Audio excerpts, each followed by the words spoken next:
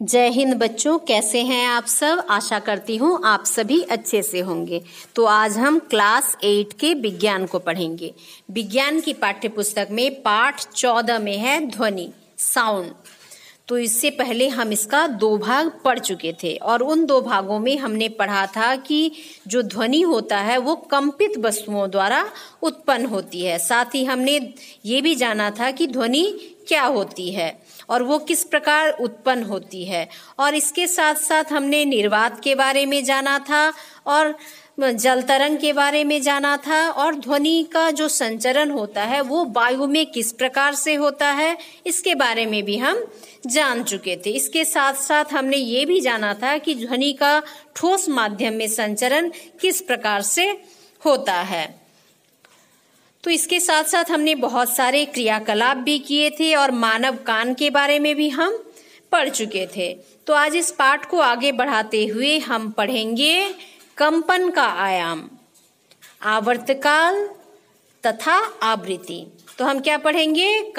कंपन का आयाम। तो एम्पलीट्यूड के बारे में पढ़ेंगे, आवर्तकाल मतलब टाइम पीरियड के बारे में पढ़ेंगे, और आवृत्ति मतलब फ्रीक्वेंसी ऑफ वाइब्रेशन के बारे में पढ़ेंगे। तो आप जानते हैं कि किसी वस्तु के द्वारा बिना परिवर्तन किए, तो कोई वस्तु जो बिना परिवर्तन किए उसकी सतह का एक ही पथ पर एक निश्चित बिंदु के, मतलब किसी निश्चित बिंदु के वो आगे पीछे या फिर ऊपर नीचे बार बार गति करना कंपन कहलाता है। तो कंपन क्या होता है कि वो किसी निश्चित बिंदु पर है लेकिन उस बिंदु से वो आगे पीछे ऊपर नीचे बार बार गति कर रहा है, तो इसे क्या कहेंगे? कंपन कहेंगे। तो यह दोलन गति का ही एक उदाहरण है। तो हम इससे पहले झूला के बारे में पढ़ चुके हैं। तो वो क्या है? झूले का जो गति होता है वो दोलन गति होता है, मतलब एक बिंदु के आगे पीछे वो गति करता है। तो इसी तरह से जब कंपन होता है तो वो किसी निश्चित बिंदु के आगे पीछे ऊपर नीचे बार बार गति करता है। अब हम जानेंगे आयाम के बारे में। तो आयाम क्या होता है? तो कंपन करती वस्तु के मध्य स्थिति से, तो जब कोई वस्तु कंपन कर रही है और उसकी जो मध्य स्थिति है उस मध्य स्थिति से उसका जो अधिकतम विस्थापन होता है, तो जो सबसे अधिक दूरी उसके द्वारा तय की जाती है, अधिक दूरी वो हटती है, तो उसी को क्या कहते हैं? आयाम कहते हैं। तो कंपन करती वस्तु के मध्य स्थिति से अधिकतम विस्थापन को आयाम कहते हैं, और इसका जो एसआई मात्रक है वो होता है मीटर। इसका एसआई मात्रक क्या होता है? मीटर। इसके बाद हम जानेंगे आवर्तकाल। तो कंपन करती वस्तु को एक पूर्ण कंपन करने में, तो जब कोई वस्तु कंपन कर रही है तो उसको एक कंपन पूरा करने में लगे समय को कहते हैं आवर्तकाल। मतलब उसको एक कंपन करने में जितना समय लग रहा है उसको कहते हैं आवर्तकाल। इसका एसआई मात्रक सेकंड होता है। इसके बाद हम देखते हैं आवृत्ति। तो आवृत्ति क्या होता है? कंपन करती वस्तु द्वारा, तो जो वस्तु कंपन कर रही है उस वस्तु के द्वारा प्रति सेकंड, मतलब 1 सेकंड में पूर्ण कंपनों की संख्या को आवृत्ति कहते हैं। तो जो वस्तु कंपन कर रही है उसको 1 सेकंड में उसके द्वारा कितना कंपन पूरा किया जा रहा है, तो जितना कंपन उसको 1 सेकंड में उसके द्वारा किया जा रहा है उसे कहते हैं आवृत्ति। मतलब कंपन करती वस्तु द्वारा प्रति सेकंड पूर्ण कंपनों की संख्या को आवृत्ति कहते हैं, और इसका एसआई मात्रक होता है हर्ट्ज। इसका संकेत क्या है? Hz, यहाँ पे दिखाया गया है Hz। देखिए यहाँ पर कंपन का आयाम को दिखाया गया है। देखिए यहाँ पे क्या है? ये कंपन हो रही है, एक वस्तु है वो अपने ऊपर नीचे कंपन कर रही है, तो उसका जो मध्य स्थिति, ये क्या है? उसका मध्य स्थिति है। तो मध्य स्थिति से जो अधिकतम विस्थापन हो रहा है तो उसको y से यहाँ दिखाया गया है। मध्य स्थिति से जो अधिकतम विस्थापन हो रहा है उसको कहते हैं कंपन का आयाम। यहाँ पर इसको y से दिखाया गया है। तो समझ गए आयाम क्या होता है? आयाम होता है मध्य स्थिति से वस्तु का जो अधिकतम कंपन होता है, अधिकतम विस्थापन होता है, तो उसकी जो दूरी होती है उसको आयाम कहते हैं। यदि कोई वस्तु 1 सेकंड में 30 पूर्ण कंपन करती है, तो उसका जो आवृत्ति होगा वो 30 हर्ट्ज होगा। ठीक है, ये हो जाएगा उसका आवृत्ति। तो आयाम तथा आवृत्ति किसी ध्वनि के दो महत्वपूर्ण गुण हैं। तो आयाम क्या होता है? मध्य स्थिति से जो अधिकतम विस्थापन होता है, और आवृत्ति क्या होता है कि 1 सेकंड में पूर्ण किए गए कंपनों की संख्या होता है। तो ये क्या होता है? किसी ध्वनि के दो महत्वपूर्ण गुण होते हैं। क्या आप ध्वनियों में उनके आयामों तथा आवृत्तियों के आधार पर अंतर कर सकते हैं? तो आप कर सकते हैं।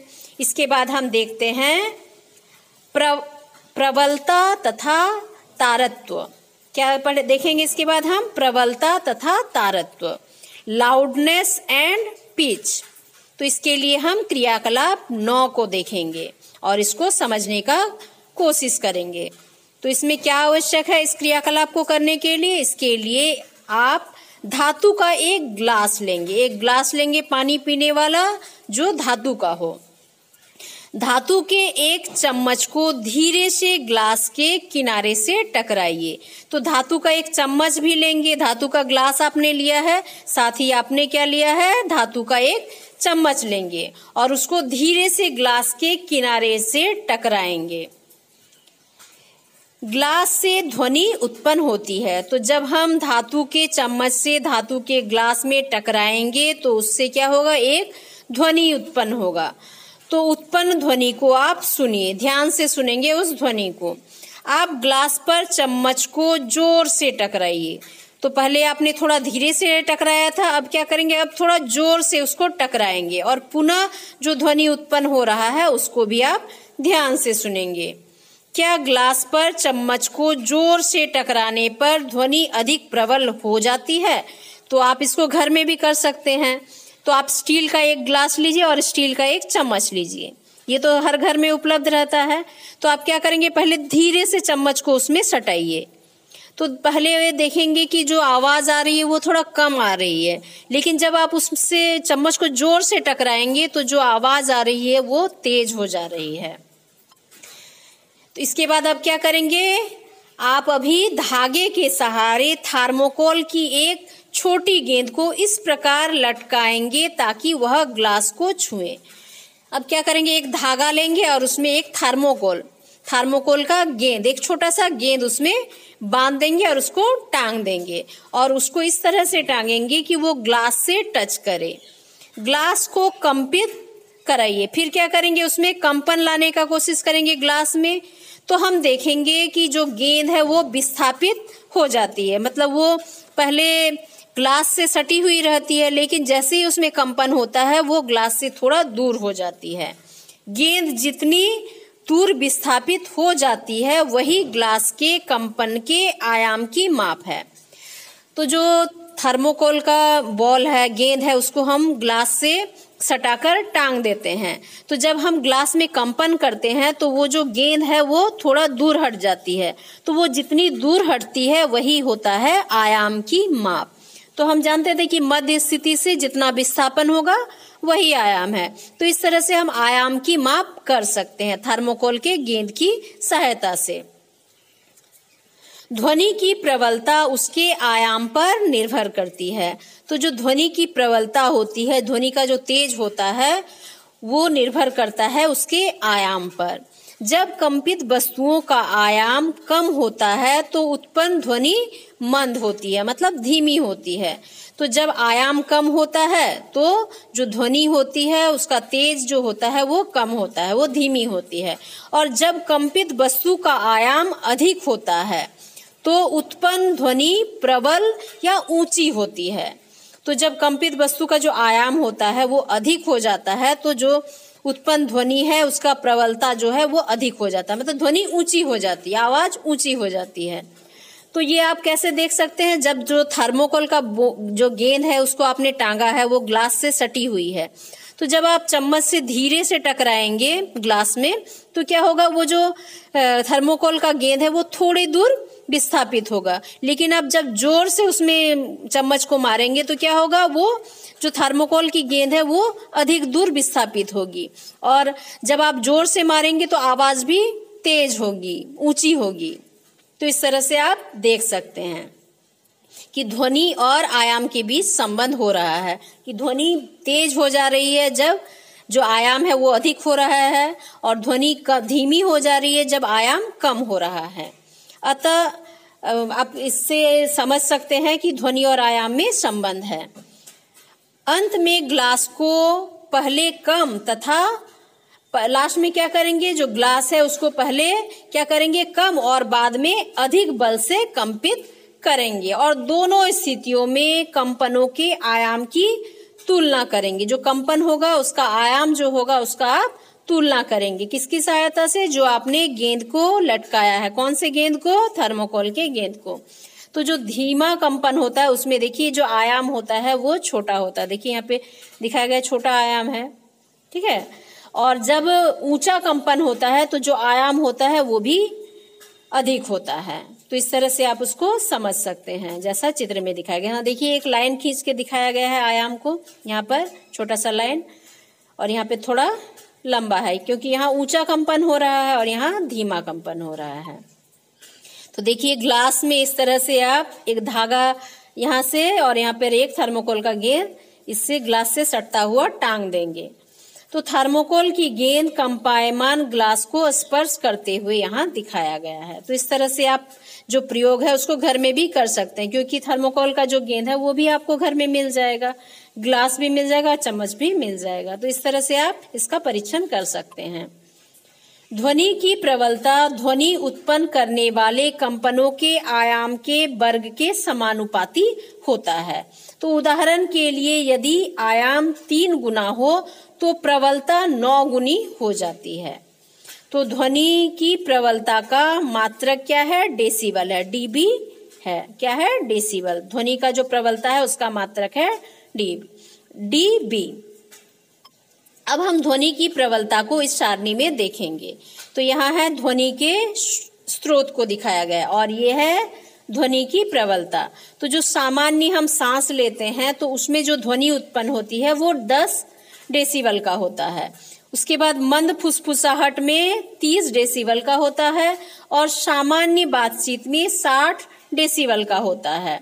और जो व्यस्त यातायात होता है, भीड़ भाड़ वाला जो यातायात होता है तो उसमें 70 डेसिबल ध्वनि होता है। उसके बाद जो औसत फैक्ट्री में आवाज निकलती है तो उसमें 80 डेसिबल होता है। उसके बाद जो तेज संगीत की आवाज होती है उसमें 110 डेसिबल होता है, जो ध्वनि की प्रबलता होती है। इसके बाद जो पटाखे की आवाज होती है वो 140 डेसिबल की होती है। और उड़ान भरते समय जो वायुयान हवाई जहाज की जो ध्वनि की प्रबलता होती है वो 180 डेसिबल की होती है। तो इस तरह से आप इसका अंतर देख पा रहे हैं। 80 डेसिबल से अधिक प्रबलता की ध्वनि अधिक शोर वाली होती है। तो जो 80 डेसिबल की ध्वनि है उससे अधिक की जो ध्वनि है तो वो उसको हम क्या कहते हैं? शोर कहते हैं, मतलब हल्ला, जो मानव के लिए कष्टदायक होता है। तो जब कभी बहुत ज्यादा शोर होता है तो हमको अच्छा नहीं लगता है। तो क्यों? क्योंकि वो 80 डेसिबल से अधिक का होता है। तो इसलिए 80 डेसिबल से नीचे की जो ध्वनि होता है वो हमारे लिए सही होता है। तो किसी महिला की ध्वनि की तुलना एक पुरुष से कीजिए। तो एक महिला का जो आवाज है या फिर एक जो पुरुष का आवाज है तो उसमें आपको अंतर महसूस होगा, क्योंकि जो महिला की आवाज होती है वो थोड़ी पतली होती है और थोड़ी कम होती है, और जो पुरुष की आवाज होती है वो थोड़ी भारी होती है और अधिक होती है। तो क्या इनमें कुछ अंतर है? तो आप उसका अंतर देख पाएंगे। यदि दोनों ध्वनियां समान रूप से प्रबल हो फिर भी उनमें कुछ भिन्नता होती है। यदि दोनों समान जोर से बोलेंगे फिर भी उसमें आपको अंतर मिलेगा, क्योंकि आप उसका जब आवाज सुनेंगे एक महिला का या फिर एक पुरुष का तो आप अंतर बता सकते हैं कि कौन महिला की आवाज है और कौन पुरुष की आवाज है। इसी प्रकार किसी बच्चे की ध्वनि की तुलना एक वयस्क से कीजिए और क्या उसमें कुछ अंतर है? तो उसमें भी आपको अंतर मिलेगा। ध्वनि की तीक्ष्णता या तारत्व उसकी आवृत्ति से निर्धारित होती है। तो जो उसकी आवृत्ति होती है उसके द्वारा जो तीक्ष्णता होती है या फिर उसी को तारत्व कहते हैं वो निर्धारित होती है। यदि कंपन की आवृत्ति कम है तो ध्वनि का तारत्व कम होता है। यदि कंपन का जो आवृत्ति है वो कम होता है तो जो ध्वनि का तारत्व है वो भी कम होता है। और यदि कंपन की आवृत्ति अधिक होती है तो ध्वनि का तारत्व भी अधिक होता है। तो इसी कारण ऐसी ध्वनि जो है वो तीखी पतली होती है। कैसी होती है? पतली होती है। आवृत्ति क्या होता है इससे पहले मैंने आपको बताया है।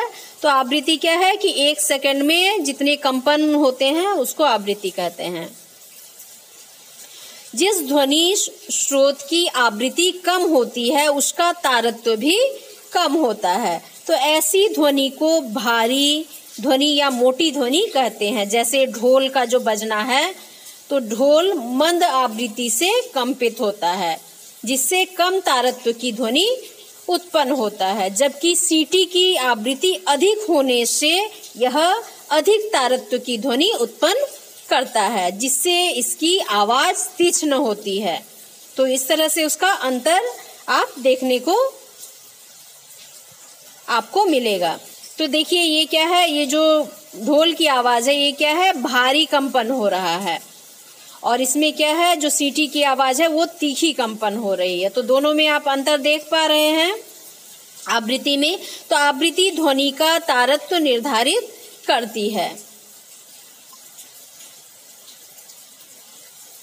इसके बाद हम देखेंगे कि जो शेर की दहाड़ होती है, तो शेर का दहाड़ आप सुने होंगे। तो जो शेर की दहाड़ होता है उसका तारत्व जो होता है वो मंद होता है, जबकि जो पंछी द्वारा उत्पन्न ध्वनि है वो उच्च तारत्व की होती है।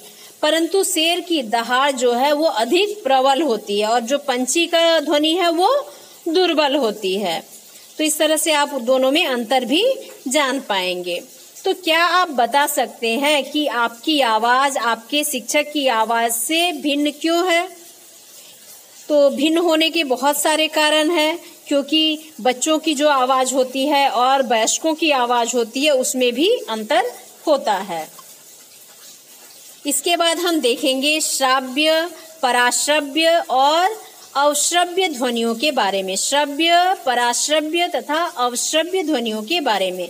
तो ऑडिबल, इनऑडिबल साउंड्स के बारे में अभी हम जानेंगे। तो आप जानते हैं कि एक कंपायमान वस्तु ध्वनि उत्पन्न करती है। तो इससे पहले हम ये जान चुके हैं कि एक कंपायमान जो वस्तु है वो ध्वनि उत्पन्न करता है। तो क्या आप सभी कंपायमान वस्तुओं की ध्वनियां सुन सकते हैं? कि जितनी भी कंपायमान वस्तु है उसकी ध्वनि को क्या आप सुन सकते हैं?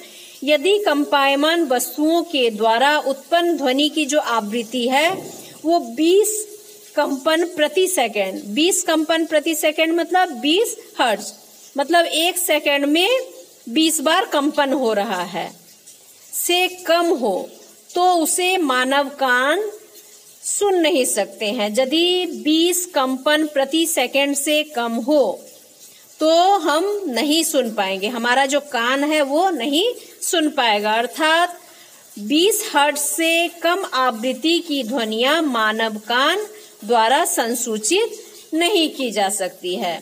तो 20 हर्ट्ज से कम की ध्वनि को हम नहीं सुन पाएंगे। तो ऐसी ध्वनि को अश्रव्य ध्वनि कहते हैं, मतलब उस ध्वनि को हम सुन नहीं पाते हैं, उसे अश्रव्य ध्वनि कहते हैं। तो ये कैसी ध्वनि होती है? जो 20 हर्ट्ज से कम की होती है। और इसी तरह 20,000 कंपन प्रति सेकंड, मतलब हर सेकंड में 20,000 कंपन से यदि अधिक का हो तो ऐसी ध्वनियों को भी हम नहीं सुन पाएंगे। मतलब 20,000 हर्ट्ज से अधिक आवृत्ति की ध्वनियां भी मानव कान द्वारा संसूचित नहीं होती है, तो इसको भी हम नहीं सुन पाएंगे। मतलब हम कितना ध्वनि सुन पाएंगे? 20 हर्ट्ज से 20,000 हर्ट्ज तक, और उससे नीचे और ऊपर की ध्वनि हम नहीं सुन पाएंगे। तो मानव कानों द्वारा 20 हर्ट्ज से अधिक तथा 20,000 हर्ट्ज से कम आवृत्ति वाला ध्वनि संसूचित होता है और उससे कम या अधिक वाला जो ध्वनि है उसको संसूचित नहीं करता है। वैसी ध्वनि जिसकी आवृत्ति 20 हर्ट्ज से 20,000 हर्ट्ज तक हो उसे श्रव्य ध्वनि कहते हैं। उसे क्या कहते हैं? श्रव्य ध्वनि। वो हम सुन पाते हैं इसलिए उसे श्रव्य ध्वनि कहते हैं। और 20 हर्ट्ज से जो नीचे की ध्वनि होती है वो अश्रव्य ध्वनि होती है, जिसे हम नहीं सुन पाते हैं। कबूतर, कटल, मछली, हिप्पो इत्यादि 20 हर्ट्ज से कम आवृत्ति वाले जो ध्वनि है उसको भी वे सुन सकते हैं और 20 हर्ट्ज से कम आवृत्ति वाले ध्वनि को अवश्रव्य ध्वनि कहते हैं और 20 हर्ट्ज से अधिक आवृत्ति वाले ध्वनि को पराश्रव्य ध्वनि कहते हैं। तो उसके ऊपर की ध्वनि भी हम नहीं सुन पाते हैं। तो आपको याद क्या रखना है कि हम किस ध्वनि को सुन सकते हैं? जो 20 हर्ट्ज से 20,000 हर्ट्ज के बीच की हो।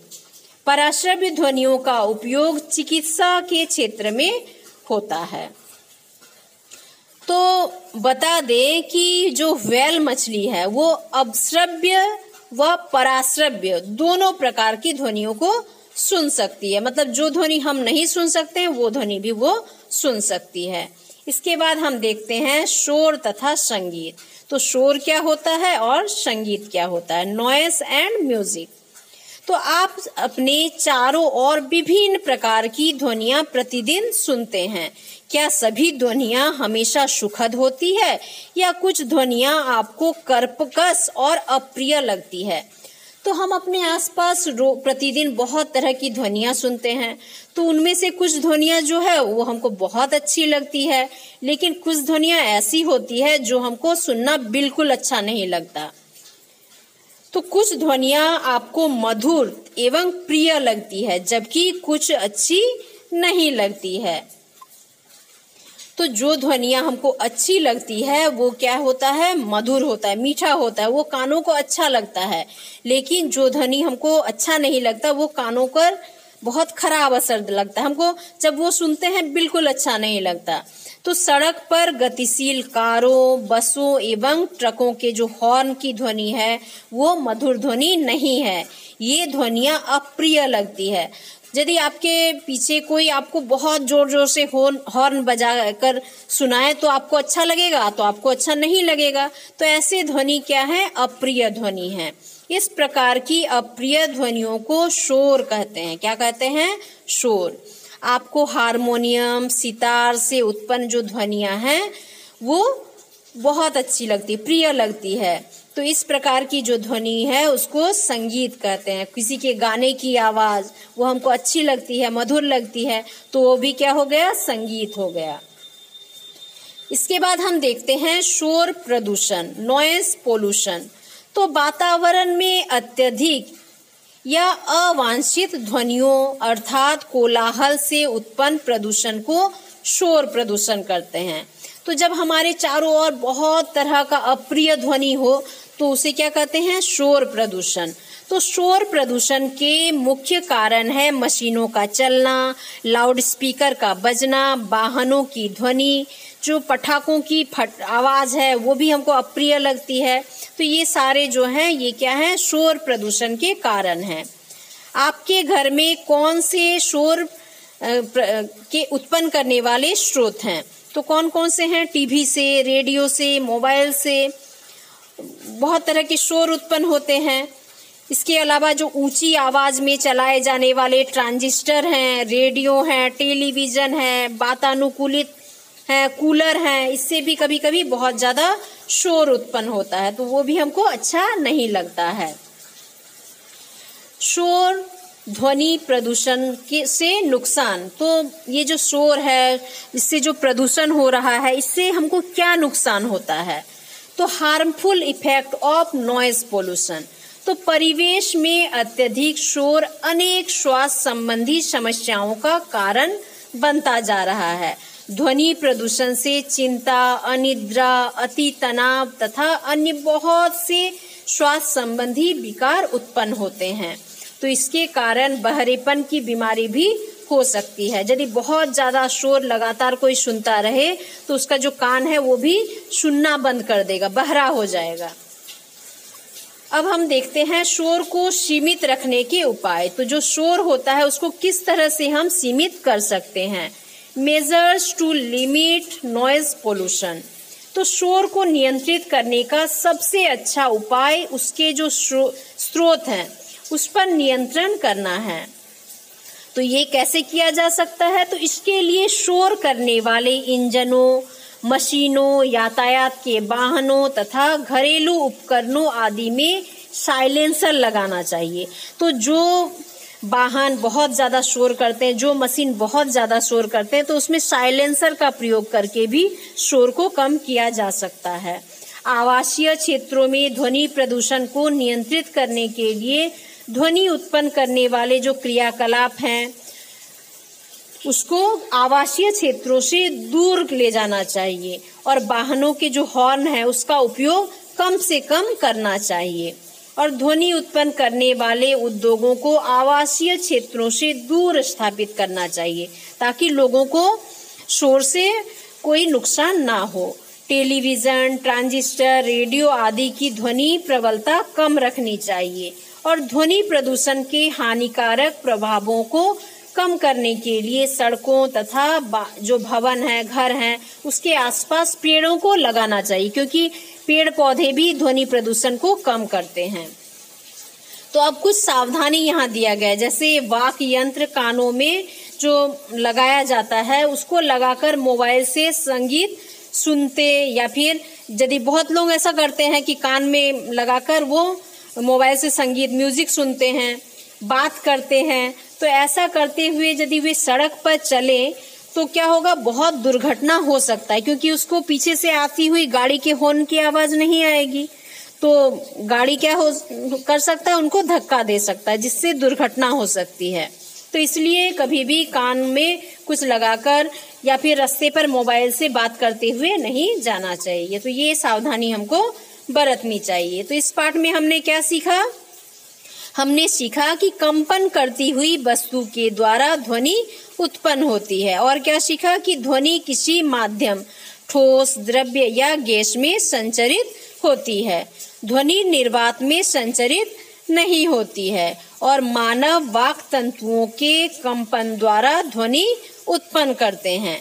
और प्रति सेकंड होने वाले कंपनों की संख्या को क्या कहते हैं? आवृत्ति कहते हैं। आवृत्ति का मात्रक हर्ट्ज है। कंपन के आयाम पर ध्वनि की जो प्रबलता है वो निर्भर करती है। जो ध्वनि सुनने में मधुर लगती है उसे सुरीली ध्वनि कहते हैं और जो ध्वनि सुनने में अप्रिय लगती है उसे शोर कहते हैं।